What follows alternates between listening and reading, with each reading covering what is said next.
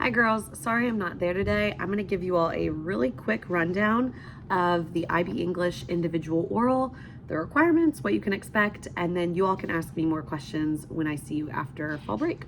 So the individual oral is 20% of your IB grade. It's an internal assessment, which means that I am the one who grades it, and then IB verifies my grading. The individual oral will take place in December/January, and the whole assessment takes 15 minutes. 10 minutes are you delivering the oral argument that you've prepared, and then 5 minutes is for teacher questions, where I just ask you follow-up questions based on what you've said. If you follow along on the screen sheet, you'll see that the prompt for the oral says, examine the ways in which the global issue of your choice is presented through the content and form of 2 of the works that you have studied. So you're choosing a global issue, and IB has provided those global issues to us, and then you're narrowing down that global issue to something a little more specific because those global issue categories are really, really broad. And then you're choosing 2 books where you can see that global issue, and you're just talking about what the global issue looks like in those 2 books. Now, one of the books has to be a translated text, and that means that you all can choose from Persepolis, Paradise of the Blind, or My Brilliant Friend. Those are the 3 translated books we've read. The other book has to originally be written in English. And by the way, it doesn't have to be a book. One of the options on here is the Maya Angelou poems. So you can choose a poem or a play or whatever it is. So you have several options for that. You cannot use the text that you used for your HL essay that you wrote last year with Miss Taylor. IB has a rule that you can only use a text on one assessment. You can't repeat texts. So I want everyone to take their pen right now and cross out whatever book you wrote your HL essay on, because you're not allowed to use that book for the oral. All right, so IB says that you can have a little bit of help with this oral. You get to bring 3 pieces of paper to the oral. You get to bring an outline that is 10 bullet points long, and that just kind of will help you as you go through the oral. We'll talk more about kind of the specifics of the outline, but it's 10 bullet points, and it helps you kind of remember what it is that you want to say. Then you also get to have a passage from each of the texts that you've chosen, and these are called extracts. The extracts should be no more than 40 lines each. So you get a passage from your translated book, a passage from your non-translated book, 40 lines or less from each text. That is so that you can reference quote support during your oral if you want. But let me emphasize this. For the oral, you are talking about the global issue in each text as a whole. So I need to talk about what my global issue looks like in the whole book. But I'm using this one little passage just kind of as some evidence to help support my argument.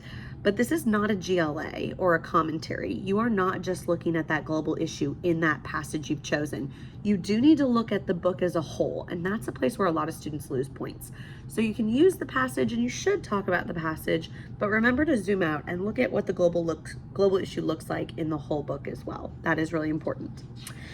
Then there's just kind of some other information about the extracts, the global issues, how you'll narrow them down.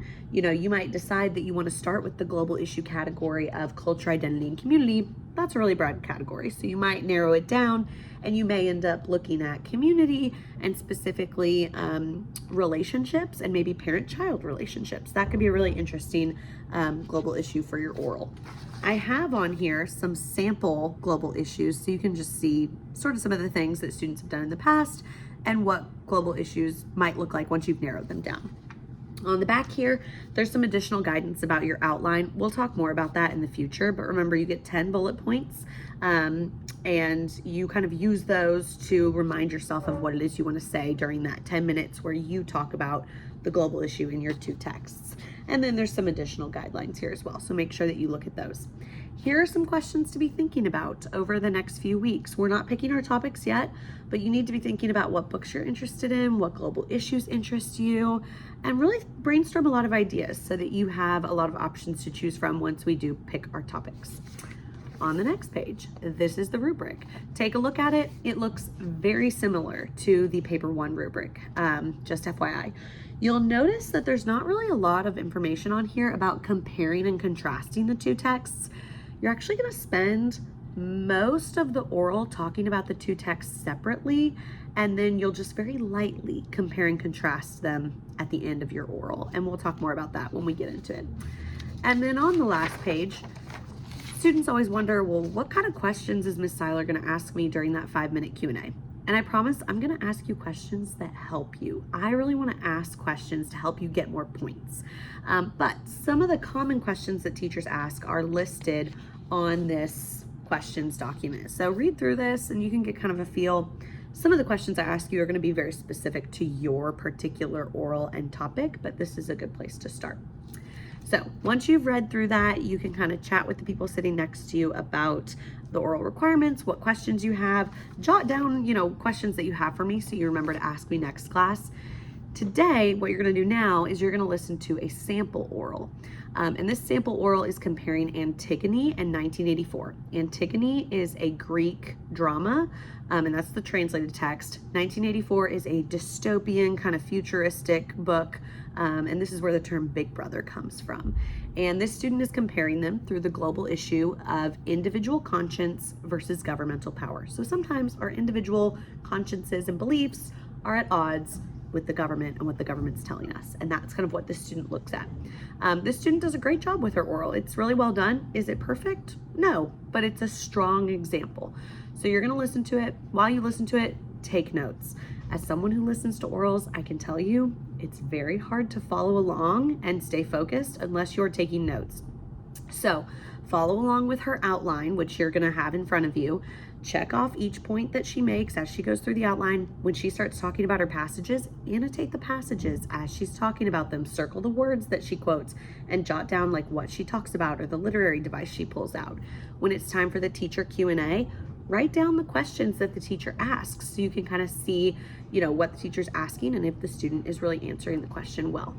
And then after that, just kind of think about what you might be interested in for your oral. And that's all we're going to really cover today. By the way, you do have IB's grade for that student's oral. So after you listen to it, take a look at how IB assessed it and the comments they made. It's a pretty good example. It's a strong example, not perfect, but definitely the student did a good job. The only thing I think she could have done better is talking about the texts as a whole. She focused pretty heavily on the passages. You do need to zoom out and talk about the whole book, not just the passage.